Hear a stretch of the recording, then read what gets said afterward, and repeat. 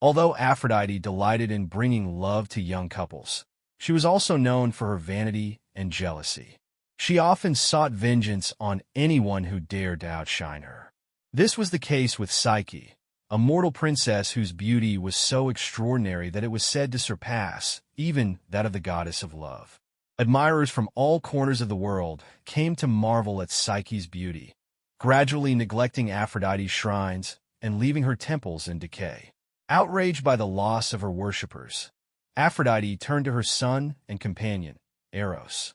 She commanded him to use his powers to curse Psyche by making her fall deeply in love with the most detestable man alive.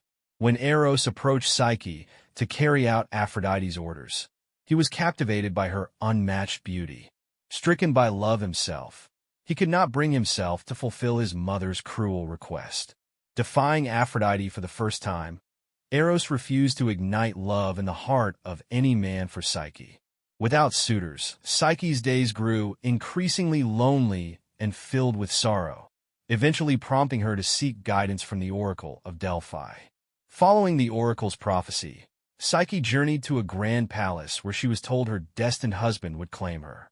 Upon arrival, the palace's attendants informed her that her husband was a mysterious figure who would only visit her under the cover of night.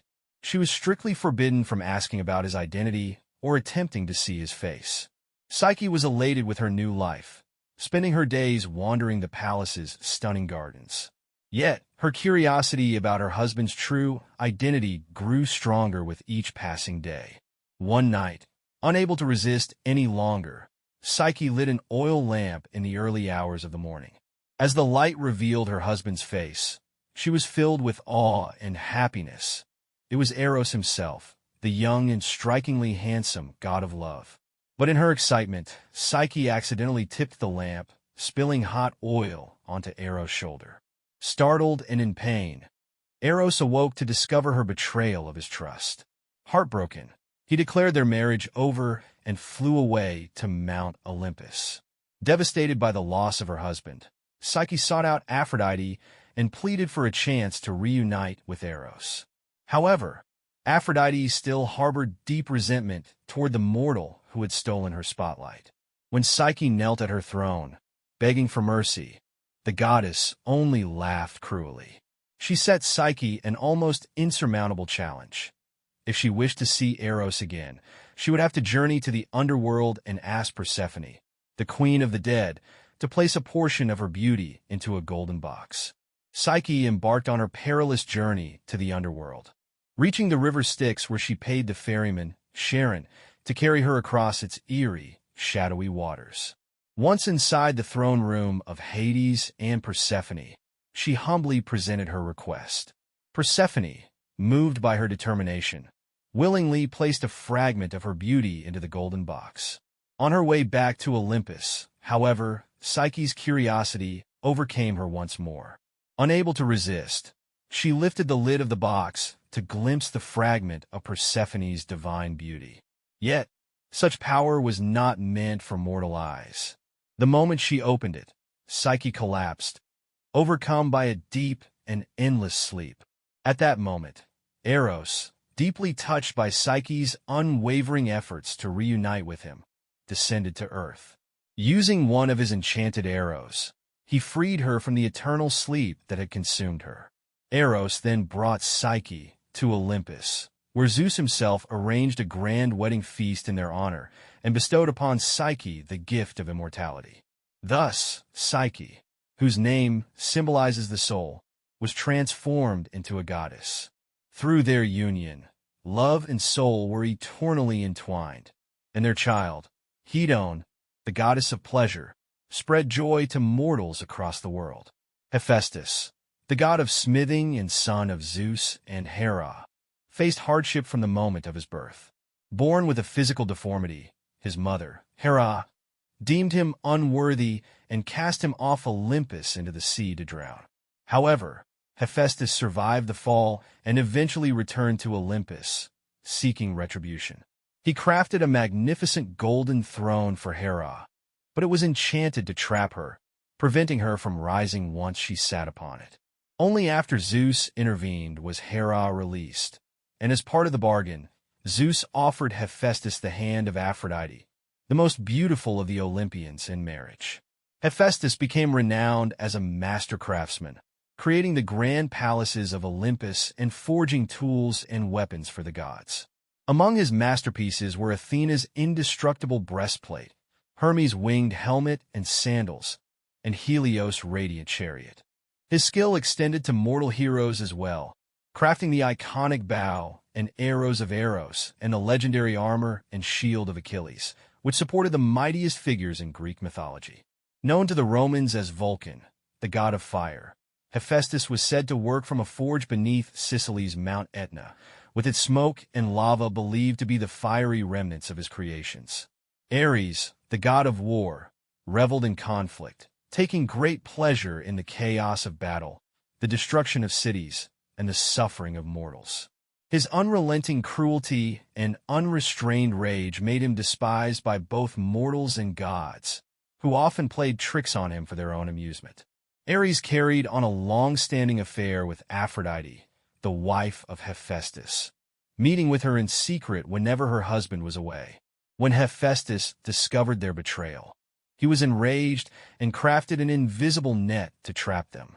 The next time Ares and Aphrodite lay together, they were ensnared beneath the net, caught naked and unable to escape. Hephaestus summoned the gods of Olympus to witness their humiliation, causing laughter to echo through the heavens.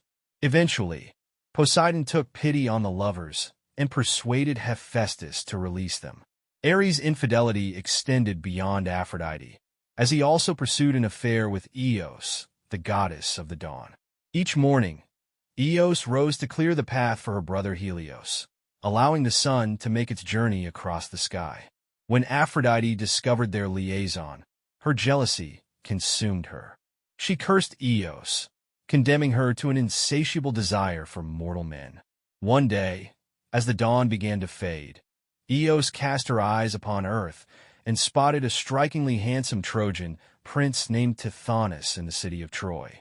Entranced by his beauty, Eos descended to earth, introduced herself to the young prince, and the two quickly fell in love.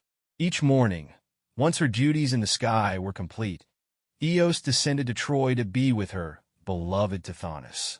Her love for him grew stronger with each passing day, but so too did her fear of losing him to the inevitable frailties of mortal life, whether through old age, war, famine, or disease. Desperate to preserve their love, Eos returned to Mount Olympus and pleaded with Zeus to grant Tithonus immortality. Zeus agreed to her request, but Eos, in her haste, made a crucial oversight.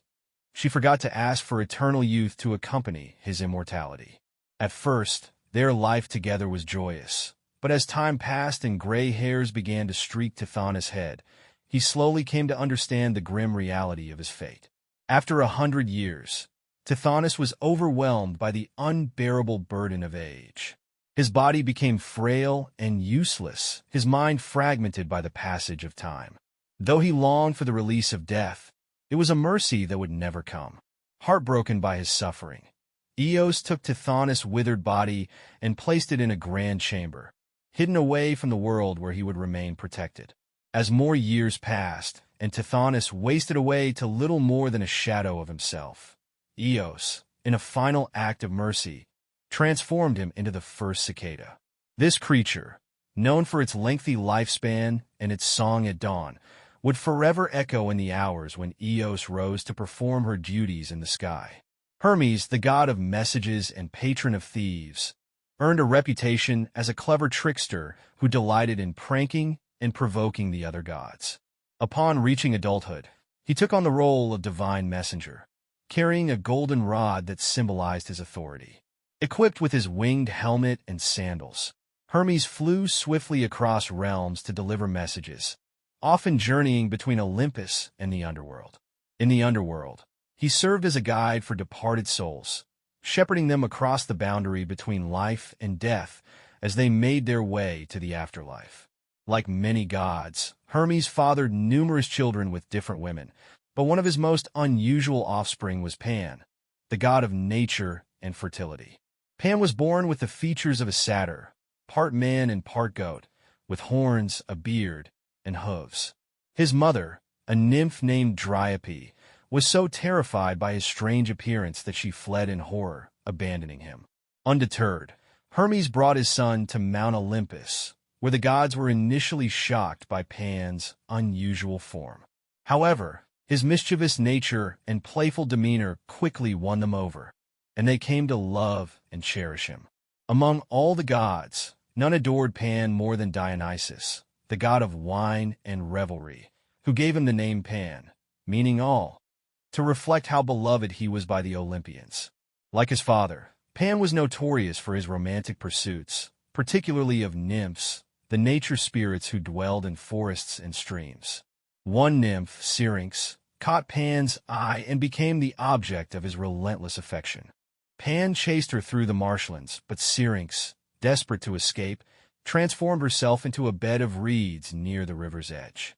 When Pan reached the spot and frantically searched for her, a sudden breeze passed through the reeds, creating a hauntingly beautiful melody. Enchanted by the sound, Pan gathered the reeds and bound them with wax. Crafting an instrument, he named the panpipes in honor of his lost love. From that day on, he carried the pipes with him, playing melodies that echoed his memories of Syrinx. Dionysus, the god of wine and celebration, had a birth unlike any other.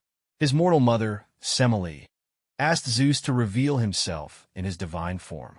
The sheer magnificence of his true essence overwhelmed her, causing her to perish in fear. Zeus, determined to save the unborn child, took the fetus from her womb and sewed it into his thigh, where Dionysus continued to grow until he was ready to be born. Dionysus became one of the most cherished gods in Greece, revered as a symbol of joy and indulgence.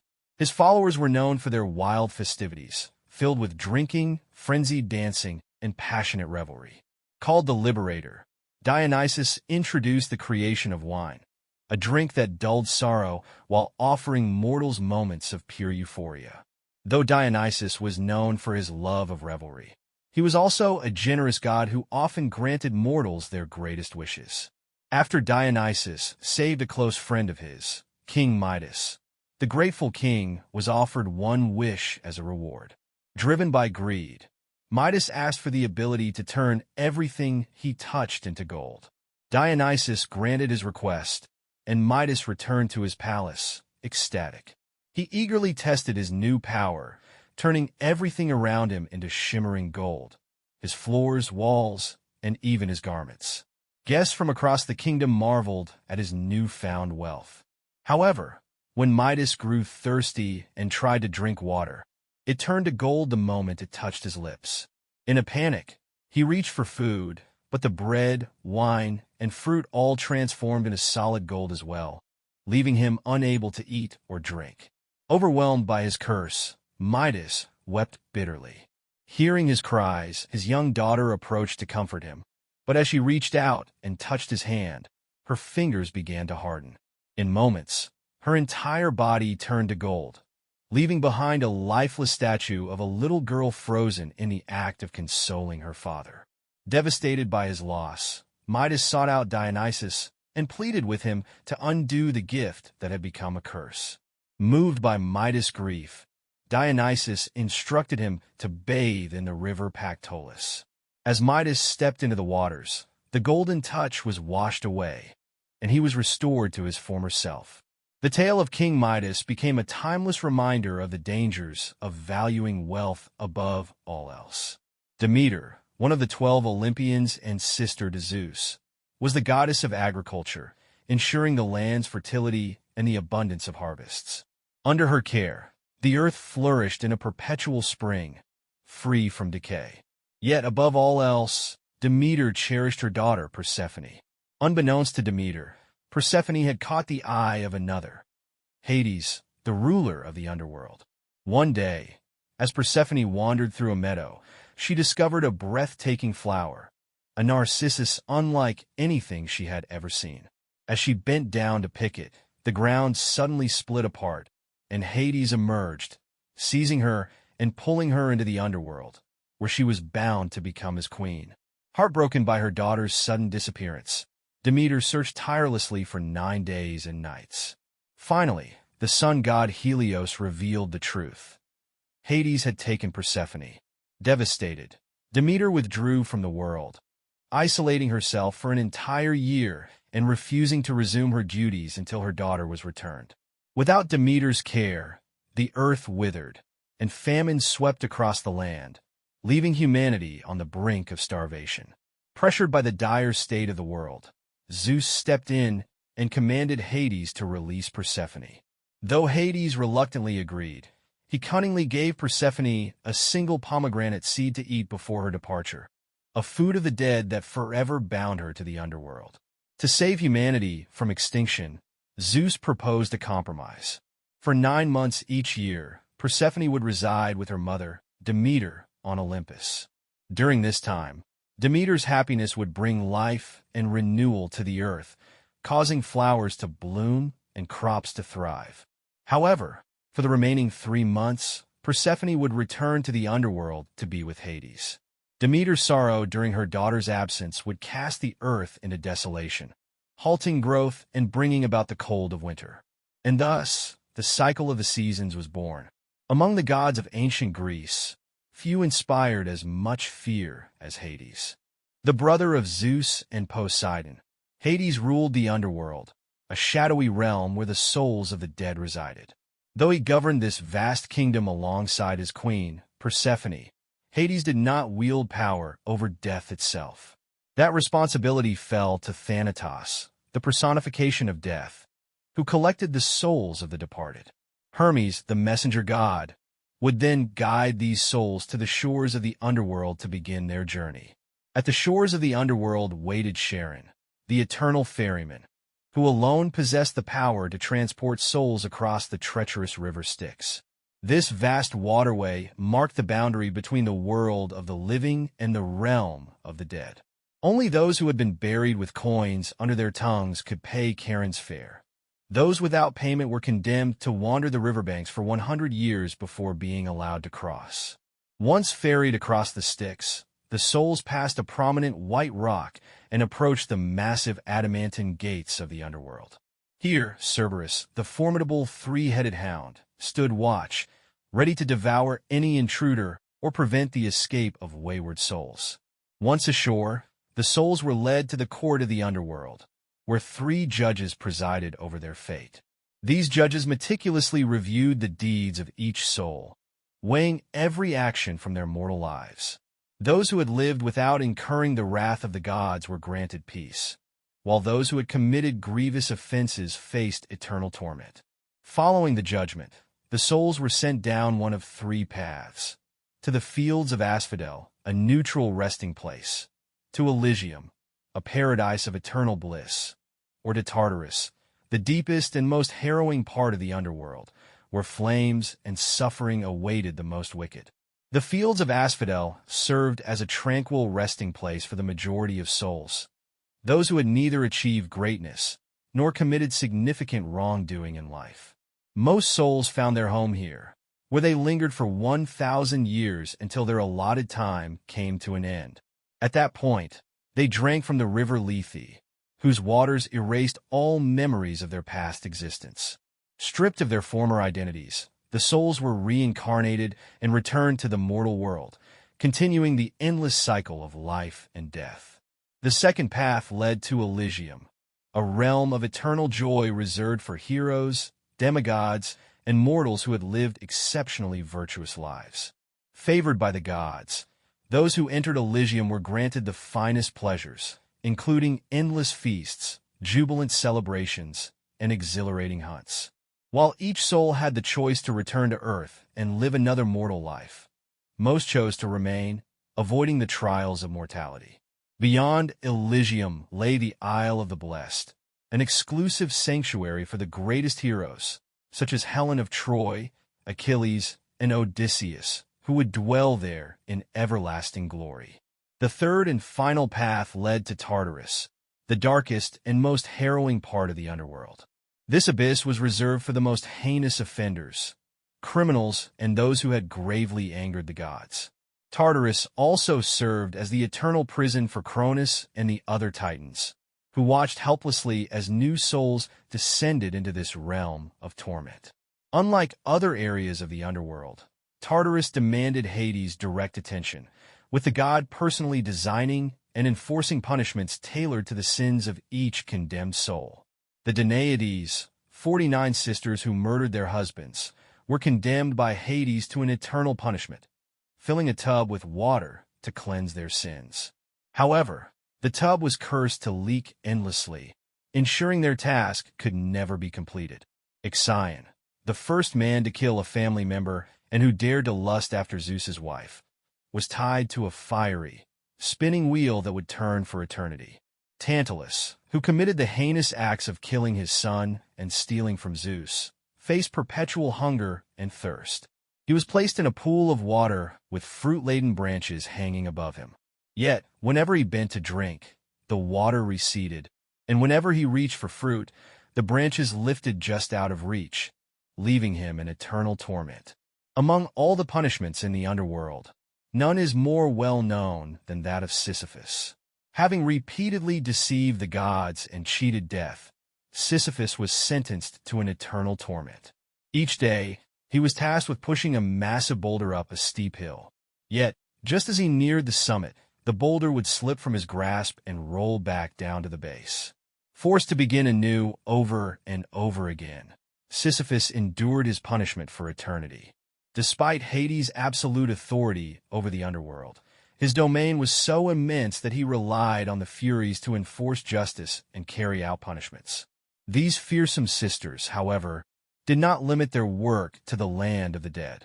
In Greek society, the murder of a family member was deemed a crime so heinous that even the living could not evade Hades' vengeance. The Furies relentlessly pursued such offenders, tormenting them without mercy until they had avenged the wronged and driven their targets to madness. The Furies made their home in the underworld, resting there between their eternal missions of tormenting the guilty. Within the vastness of the underworld lay the fields of mourning, a somber and shadowy forest reserved for those who had devoted their lives to unrequited love. These souls, consumed by the pain of rejection, were condemned to linger in this desolate place, endlessly mourning the love they were never able to attain. In a remote corner of the underworld existed the land of dreams, an enigmatic island accessible only to the gods of Olympus.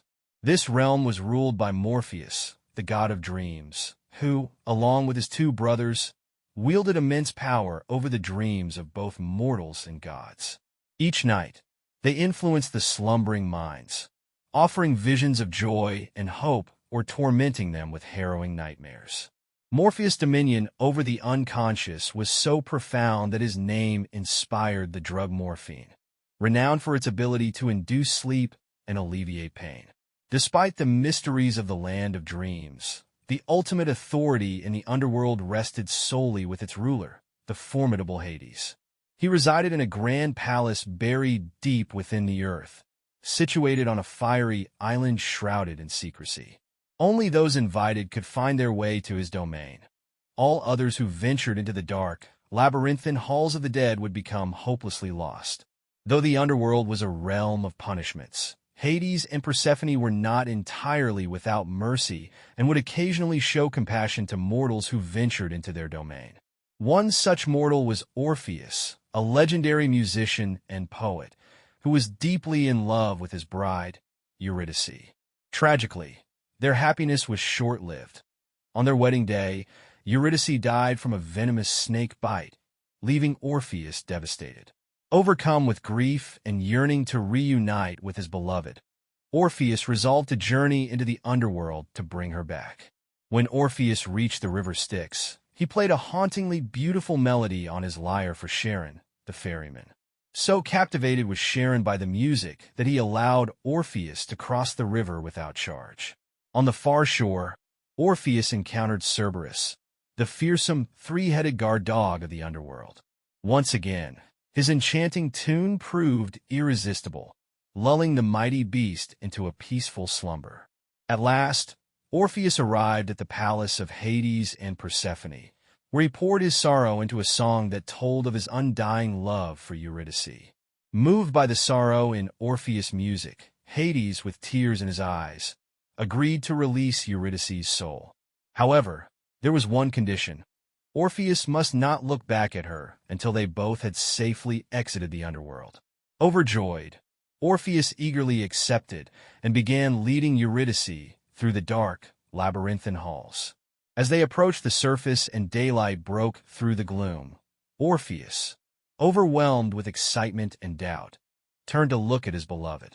But the journey was not yet complete, and the moment his eyes met hers, Eurydice was pulled back into the depths of the underworld, lost to him forever. The story of Orpheus served as a timeless lesson to the Greeks about the importance of patience and self-control. Had he resisted the urge to look back, he would have been reunited with Eurydice, the love of his life. With the gods firmly established as rulers of the world and the underworld, the heroic age was about to dawn, a time when warriors from across the land would embark on legendary adventures that would echo through the ages. The heroic age began with Cadmus, the brother of Europa. Driven by love and loyalty, Cadmus spent months scouring the land in search of his sister, who had been abducted by Zeus. Despite his efforts, her whereabouts remained a mystery. In desperation, Cadmus sought guidance from the Oracle of Delphi. The oracle revealed that Europa was lost to him forever and urged him to let go of his quest. Instead, she foretold that the gods had a greater destiny in store for him. She instructed Cadmus to follow a sacred cow and establish a city wherever it chose to rest. Cadmus followed the oracle's guidance and soon discovered the sacred cow. He trailed it for days until it finally lay down to rest in the region of Boeotia. On that very site, Cadmus founded the city of Thebes, which would grow to become one of the most powerful cities in ancient Greece, rivaling Athens and Sparta in influence. To consecrate the city and seek the gods' favor, Cadmus prepared to sacrifice the cow to Athena. However, when he sent his men to fetch water from a nearby spring, they encountered a ferocious dragon guarding it. The beast attacked, slaying them as they tried in vain to escape. Startled by the sounds of screams, Cadmus rushed to the spring, only to witness the dragon devouring his companions. Without hesitation, he grabbed his spear and struck the beast, piercing it with a fatal blow. The dragon let out a horrifying scream before collapsing in death. Unbeknownst to Cadmus, the dragon was sacred to Ares, the god of war. By killing it, Cadmus had unknowingly committed an offense against the mighty god. Though Ares chose to spare his life, he sentenced Cadmus to serve him as a slave for 8 years as penance for his crime. Ares' troubles extended beyond the mortal realm to Mount Olympus, where Hephaestus, the god of smithing, uncovered one of Ares' most closely guarded secrets. Hephaestus, married to Aphrodite, the goddess of love and beauty, learned of her long-standing affair with Ares. Their illicit relationship had endured for years, and Aphrodite had secretly borne Ares a daughter named Harmonia. When Cadmus completed his years of servitude, Ares, impressed by his loyalty and perseverance, decided to offer Harmonia's hand in marriage as a reward. Cadmus and Harmonia were married in a grand celebration in Thebes, attended by all the gods of Olympus, except one who harbored resentment. Hephaestus, enraged upon discovering that his wife Aphrodite had borne an illegitimate child with Ares, presented Harmonia with a seemingly exquisite wedding gift, a necklace. However, the necklace was cursed, destined to bring misfortune to any family that possessed it. Unaware of the curse, Cadmus and Harmonia ruled Thebes for many years, enjoying a long and prosperous life together. They had 5 children, 4 daughters, and 1 son. The curse of Harmonia's necklace eventually brought devastation to the House of Cadmus. Their youngest daughter, Semele, was the first to face tragedy. After a fateful night with Zeus, she became pregnant with the god Dionysus. However, the curse's influence soon took hold, leading to her untimely death when she was consumed by flames upon witnessing Zeus in his true form. Her sister Ino also fell victim to the curse. Ino's husband, Athamas, descended into madness, killing their children in a fit of insanity. Ino, overcome by despair, leapt to her death while fleeing from him. Agave, the third daughter of Cadmus, gave birth to a son named Pentheus, who eventually succeeded Cadmus as the second king of Thebes. However, Pentheus made a fatal error when he chose to outlaw the worship of his divine cousin, Dionysus, within the city. In retaliation, Dionysus unleashed his fury, driving the women of Thebes into a wild, frenzied state. Under his spell, they brutally attacked Pentheus, tearing him apart limb by limb. Tragically, it was Agave herself, blinded by Dionysus' enchantment, who delivered the final blow by tearing off her son's head. Autonoe, the youngest daughter of Cadmus and Harmonia, bore a son named Actaeon, a skilled hunter. However, his fate was sealed when he inadvertently stumbled upon the goddess Artemis bathing in the forest. Enraged by his intrusion, Artemis transformed Actaeon into a stag, and he was tragically devoured by his own hunting dogs. The cursed necklace of Harmonia continued to pass through the generations, perpetuating the misfortune of the House of Cadmus, as each descendant fell victim to its malevolent influence. Among those most deeply affected by the curse of Harmonia's necklace was Oedipus, the seventh king of Thebes, whose heartbreaking tale became legendary. Born to King Laius and Queen Jocasta, Oedipus' life was marked by misfortune from the start. When Laius, the sixth king of Thebes, sought guidance from the oracle of Delphi about his lineage, the prophecy he received was grim. He would meet his death at the hands of his own son. Determined to prevent this fate, Laius ordered that his newborn son's feet be bound and left to die, suspended from the branch of a tree. A shepherd soon discovered the abandoned infant hanging from the tree. Moved by pity, he rescued the child and took him to safety. Because the boy's ankles were injured, the shepherd named him Oedipus, meaning swollen foot. Hoping to give him a better life, the shepherd entrusted Oedipus to the king and queen of Corinth, a kind couple unable to have children of their own. Oedipus grew up happily in Corinth, but as he reached adulthood, questions about his true origins began to trouble him. Seeking answers about his origins, Oedipus traveled to the oracle of Delphi. Instead of revealing the identity of his parents, the oracle issued a chilling prophecy. He was fated to kill his father and marry his mother. Horrified by this revelation, and assuming it referred to his foster parents, the king and queen of Corinth, Oedipus vowed never to return to their city. Unaware of his true lineage, he set out for Thebes, the land of his birth. As Oedipus journeyed toward Thebes, he came to a narrow crossroads where a large chariot blocked his path. The impatient passenger of the chariot attempted to force his way through, striking Oedipus on the head with a stick as he passed. Enraged, Oedipus pursued the chariot and, in his fury, killed everyone aboard, including the elderly man who had assaulted him. Unbeknownst to Oedipus, this man was King Laius, his biological father, and by this act, Oedipus had unknowingly set the prophecy into motion. As Oedipus continued his journey, he arrived at the gates of Thebes, where he discovered the city was under siege by a fearsome creature, the Sphinx. This monstrous being, sent by Hera to punish the city for the sins of its rulers, had the head of a woman, the body of a lion, and the wings of a bird. The Sphinx posed a riddle to anyone attempting to enter or leave the city. What creature walks on 4 legs in the morning, 2 legs at noon, and 3 legs in the evening? None had succeeded in answering correctly, and those who failed met a gruesome fate, devoured by the Sphinx. In their desperation to rid Thebes of the Sphinx, the city's rulers promised the throne to anyone who could defeat the beast. When Oedipus approached, the Sphinx posed its riddle, confident it would claim another victim. Oedipus, however, pondered the question carefully and finally provided the correct answer. Man, he explained that in the morning of life, man crawls on all 4s as a child. At noon, in adulthood, he walks upright on 2 legs. And in the evening of life, he uses a 3rd leg, a walking stick, for support. Stunned by her defeat, the Sphinx leapt from a high rock to her death. Triumphant, Oedipus entered Thebes as a celebrated hero. As a reward for saving Thebes from the Sphinx, Oedipus was crowned king and given the recently widowed Queen Jocasta as his bride. Together, they had several children. However, unbeknownst to Oedipus, Jocasta was his biological mother, and by marrying her, he had unknowingly fulfilled the dreadful prophecy. For a time, they lived happily, but their peace was shattered when the gods afflicted Thebes with a devastating plague.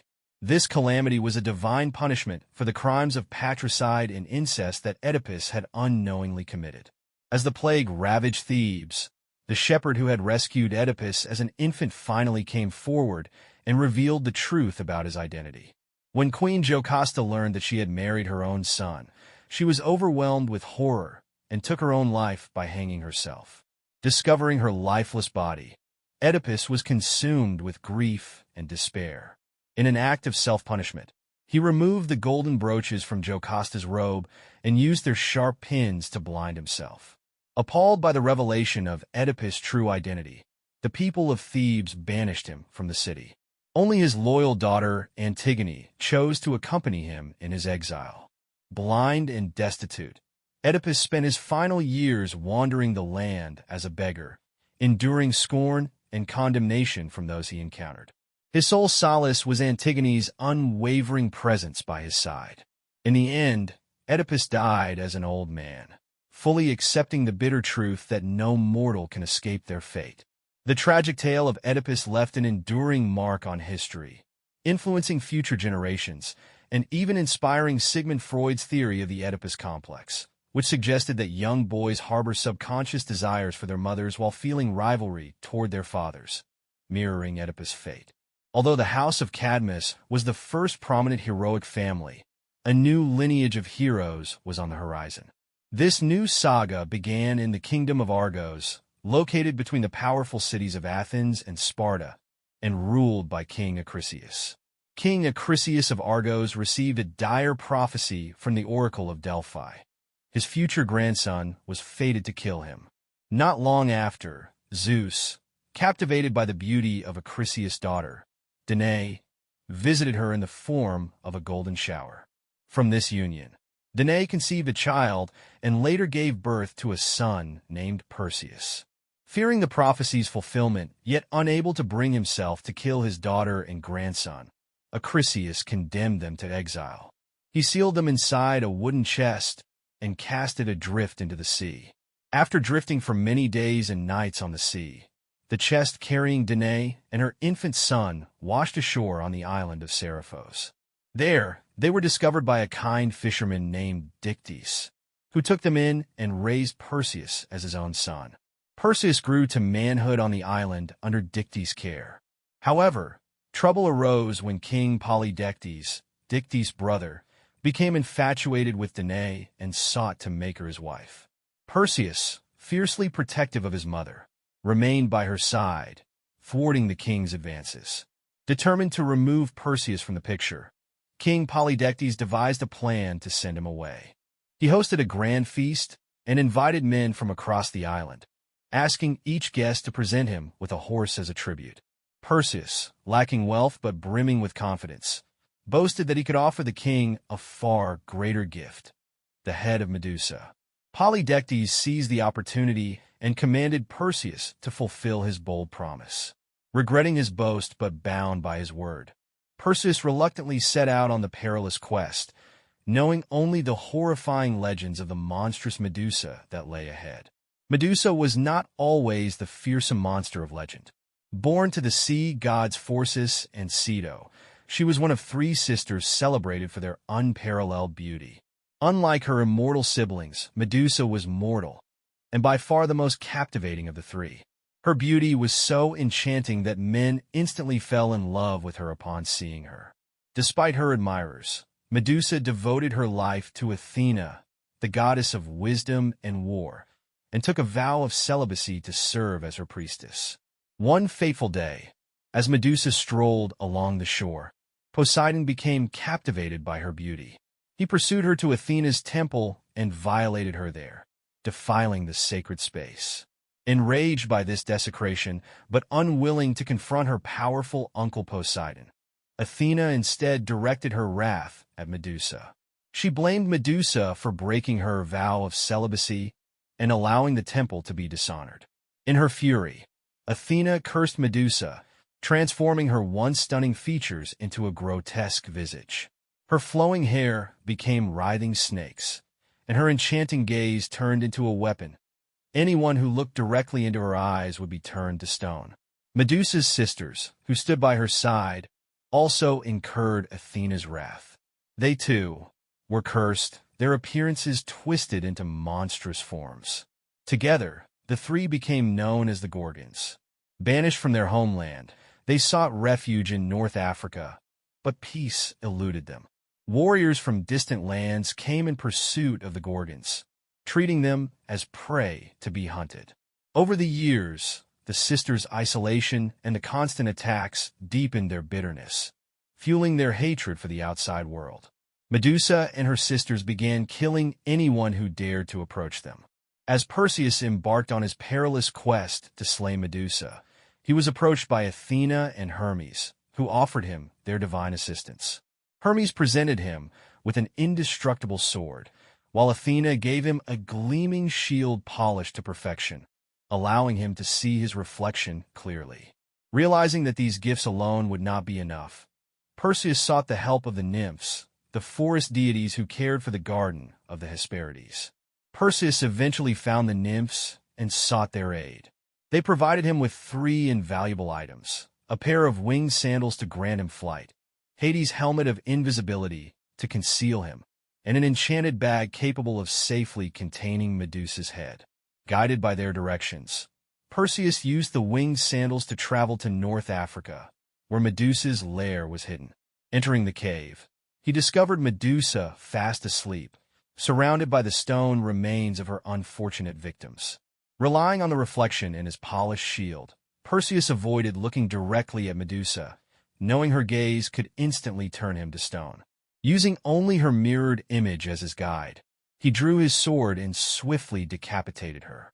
Taking care not to meet her lifeless eyes, he carefully placed her head inside the enchanted bag.